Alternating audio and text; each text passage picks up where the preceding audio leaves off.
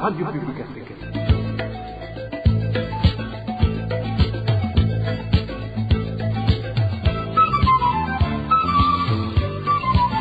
Radio Publique Africaine.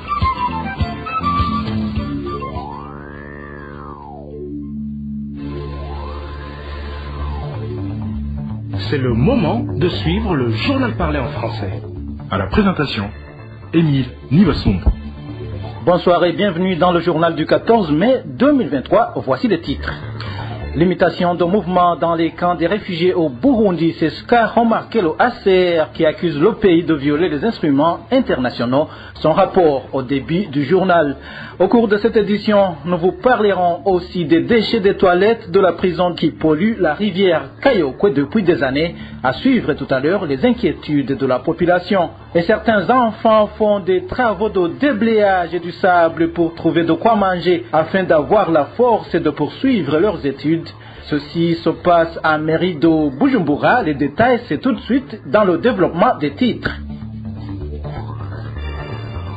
Je vous le disais tantôt, le Burundi ne respecte pas les instruments juridiques internationaux qu'il a signés ainsi que les textes nationaux en rapport avec la liberté de mouvement des réfugiés résidant dans les camps. Dans son rapport issu des enquêtes menées dans les camps des réfugiés, le HCR indique que le mouvement des réfugiés résidant au Burundi est fortement restreint par la délivrance d'un nombre limité de billets d'autorisation de sortie. Le point avec Eric Nyonzima. Les instruments juridiques internationaux renvoyés par le Burundi ainsi que les textes nationaux, l'article 70 de la loi sur la migration de 2021 et qui le rappelle dans ce rapport d'enquête publié le 11 mai de cette année, les réfugiés ont le droit de choisir leur lieu de résidence ainsi que la liberté de mouvement au même titre que les autres étrangers résidant légalement au Burundi. Cependant, constate le HCR dans ce rapport d'enquête, la pratique et la liberté de mouvement des réfugiés résidant dans les cas est fortement restreinte par la délivrance d'un nombre limité de billets ou d'autorisations de sortie. Selon le rapport d'enquête du HCR relativement à la liberté de mouvement, 79,4% des réfugiés sont informés qu'il existe des mesures restrictives de déplacement imposées aux réfugiés vivant dans les cas. De ce fait, plus de 90%, selon le rapport du HCR, ont relaté qu'ils n'ont pas essayé d'effectuer un mouvement en dehors du camp durant les 3 derniers mois. La quasi-totalité a, selon le rapport, déclaré ne pas obtenir un billet de sortie depuis la mise en effet des mesures restrictives. Selon 32% des réfugiés interrogés, le HCR, dans son enquête, s'est rendu compte qu'il y a une catégorie de réfugiés qui sont privilégiés dans l'obtention de ce billet de sortie. Tout de même, le HCR fait savoir que les mesures restrictives n'ont pas affecté la sécurité physique des réfugiés et demandeurs d'asile dans les camps. Concernant les moyens de subsistance et l'accès à l'emploi, selon le HCR, les données collectées montrent que 63,6% de réfugiés déclarent ne vivre que des assistances humanitaires et des dons sociaux faits par la communauté ou des tierces personnes. La moitié des réfugiés recourent aux emplois pour réunir les 2 bouts du mois. Seuls 5,2% des réfugiés trouvent l'opportunité de faire des petits métiers comme menuisier, maçon, plombier, tailleur, restauration, malgré les expériences et connaissances acquises avant ou pendant l'asile. Selon le HCR, au 31 décembre 2022, il y avait au Burundi 88 599 réfugiés, à 98,7% originaires de la République démocratique du Congo. Ces réfugiés sont majoritairement hébergés dans 5 cas. Il s'agit du camp de réfugiés de Kinama, situé dans la province de Muyinga, Musasa, situé dans la province d'Ongozi, Bwagiriza et Nyankanga, situé dans la province de Ruyigi, et Kavumu, situé dans la province de Changuzo. En ce qui concerne cette fois les réfugiés burundais résidant à l'extérieur du pays, la politique d'amélioration des conditions de leur rapatriement au pays est une supercherie selon Vital Nshimirimana qui estime que c'est seulement une façon de les inciter à rentrer en masse.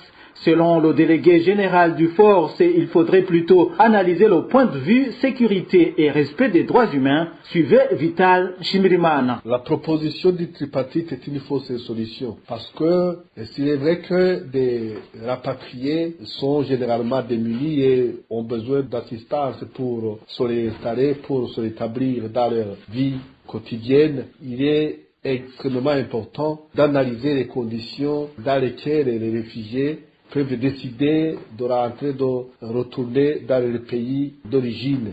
Parce que aujourd'hui, beaucoup de réfugiés ne peuvent pas rentrer à cause des conditions d'insécurité et de violation massive des droits de l'homme qui continuent. Au moment où les conditions auront changé, beaucoup de réfugiés décideront de rentrer parce que chaque réfugié connaît la raison ou la cause qui l'a poussé à franchir la frontière pour chercher la protection internationale dans un autre pays. C'est au moment où les conditions de sécurité ou les raisons de crainte ou les raisons de peur fondées qui l'a poussé à s'exiler auront changé, que chacun pourra évaluer objectivement la situation et décider de regagner sa patrie. Et nous pensons que le tripartite, au lieu de s'atteler à analyser des conditions d'assistance des rapatriés, devrait plutôt chaque fois analyser les conditions du retour à la paix, les conditions de respect des droits humains, les conditions de lutte contre l'impunité pour que des Burundais, exilés des Burundais et réfugiés dans les pays limitrophes décident de rentrer au pays. La réaction de Maître Vital Nshimirimana intervient après une réunion tripartite tenue à Gitega du 10 au 12 mai courant sur le rapatriement des réfugiés burundais se trouvant sur le sol tanzanien. Dans un instant, nous parlons société. Je vous le disais également en titre, les déchets des toilettes du cachot du commissariat de police de Gatare en commune Kayokwe de la province Mwaro qui se déversent depuis plusieurs années dans la rivière Kayokwe inquiètent de plus en plus la population des environs. Ils craignent et pour leur santé et pour la santé des bétails qui consomment cette eau polluée. Plus de détails avec Elvis Nyomongere.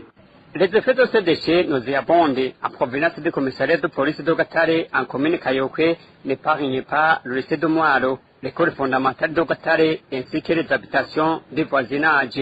Notre ressource en commune Kayokwe indique que ça fait au moins 4 ans qu'ils ont demandé qu'il y ait traitement de ces déchets nauséabondes qui se déversent dans la rivière Kayokwe, mais rien n'a été fait jusqu'à présent.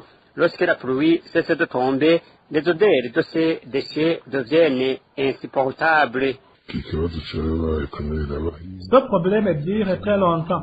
Ces eaux d'évacuation des toilettes qui dégagent des odeurs nauséabondes, mêlées de déchets, vont directement dans la rivière Kayokwe. Mais elle est considérée comme un endroit touristique qu'on appelle Gasumo de Mwaro. Ces habitants de la commune Kayokwe craignent d'attraper les maladies des messages causées par ces déchets qui se déversent dans cette rivière. On utilise l'eau de cette rivière pour laver les habits.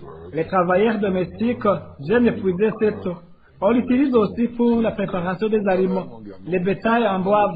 Si la rivière qui tombe malade, cela peut affecter même les êtres humains. Nos enfants vont se laver dans cette rivière et nous craignons d'attraper les maladies des messages. Il demande aux autorités administratives et policières de trouver une solution à ce problème.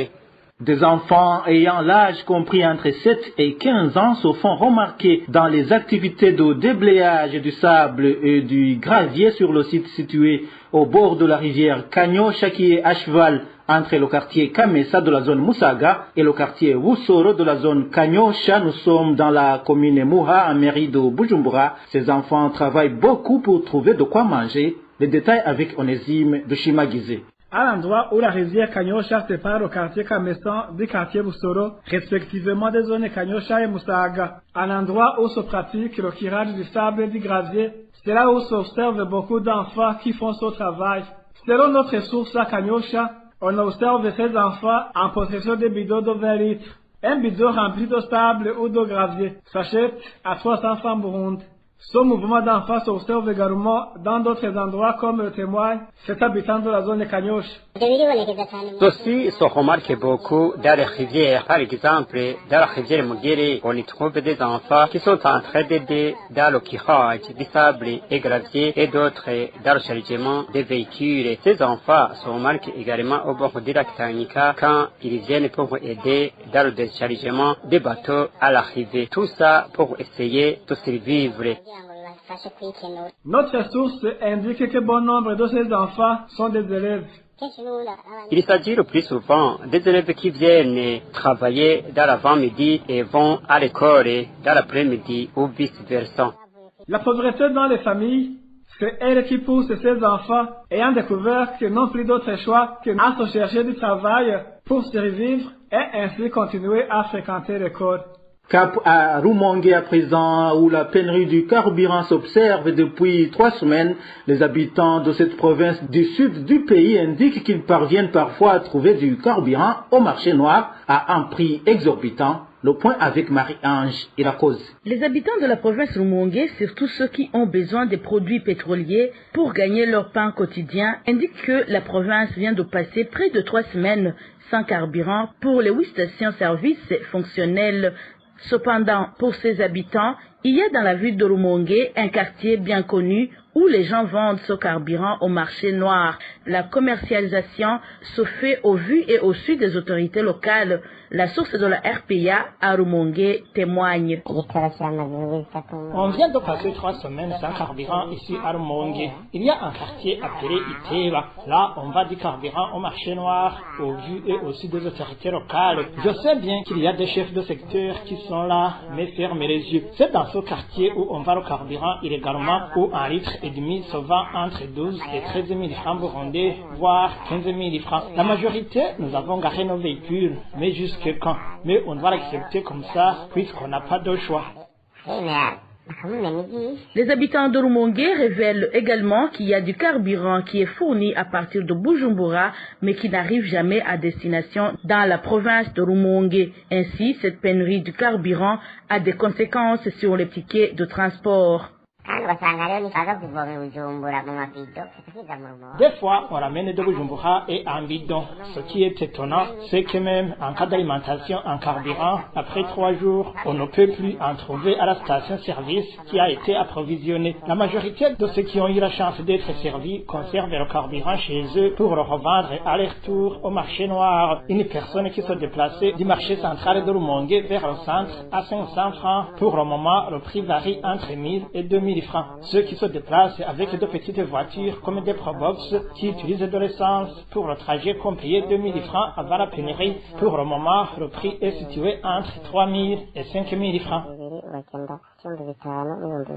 Les habitants de la province de Rumongue demandent aux administratifs de suivre de près la destination du carburant destiné à leur province. Pour clore cette édition, parlons de ces prix officiels des boissons de l'entreprise Braroudi qui ne sont pas respectés dans la zone Guegura en commune Muruta. Nous sommes dans la province Kayanza. Certains habitants de Guegura pensent que la montée des prix de ces boissons est liée à l'implication de certains administratifs dans ce commerce. Emmanuel Nyungeko nous en dit plus. Parmi les autorités de la commune de Muruta en province de Kayanza, accusées du non-respect des boissons de la Braroudi, sont entre autres le conseiller de l'administrateur de Muruta, l'officier de la police judiciaire dans la dite commune, de même que le chef de la zone de Guegura. Selon la population de Guegura, à part que ces autorités sont servies en premier lieu lors de la distribution de ces boissons, une fois arrivées au dépôt de cette localité, elles les vendent aussi à un prix exorbitant dans leur bistrot, au point qu'une somme de plus de 500 francs est ajoutée au prix officiel. Cet habitant de Guegura témoigne.